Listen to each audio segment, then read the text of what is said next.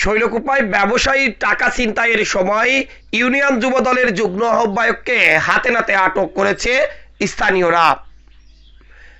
আটক ইউনিয়ন যুবদলের যুগ্ম আহ্বায়ককে বহিষ্কার করেছে জেলা যুবদল।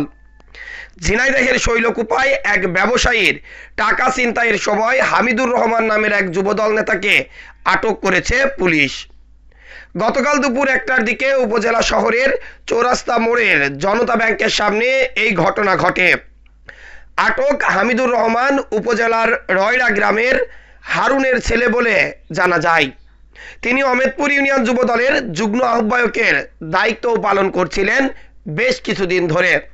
গতকাল এই ঘটনা ঘটার পর জেলা যুবদল এক প্রেস বিজ্ঞপ্তির মাধ্যমে 13 নং অমেদপুর ইউনিয়ন যুবদলের যুগ্ম আহ্বায়ক হামিদুলকে বহিষ্কার করেছে। ভুক্তভোগী ব্যবসায়ী আসাদুর রহমান টিপু বলেন, ব্যাংক থেকে টাকা তুলে আমি বাইরে আসি, তখন ওই ব্যক্তি আমার হাতে থাকা টাকার ব্যাগটি ছিনিয়ে নেওয়ার চেষ্টা করে।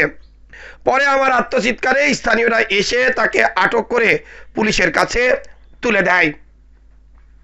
এই ঘটনায় ভুক্তভোগী ব্যক্তির সাথে আমাদের আরো কথা হয়। তিনি যা বলেন, জনতা ব্যাংকে টাকা তুললাম, টাকা তুলে নিয়ে কেবল বেরিয়েছি হচ্ছে আপনার ওই গেট পার হয়েছে, আর আমার হাতে থাবা মারি নিয়ে ধরতে ধরতে চলতেছে কাটি নেওয়ার জন্য, নিতে পারিনি। তারপরে পাশের লোকজন আর কি আমার বাঁচাইছে, নাম চিনি। এই ঘটনায় আটক হামিদুরের সাথেও আমাদের কথা হয়। তিনি বলেন, পূর্ব শত্রুতার জের ধরে তার সাথে মারামারির ও হাতাহাতির ঘটনা ঘটে, সেখানে নাকি তিনি ছিনতাই করতেই যাননি। তবে ভুক্তভোগী জানান যে তার সাথে হামিদুরের আগে কখনো কোনো সময় যোগাযোগই হয়নি। Desk report, eagle TV news.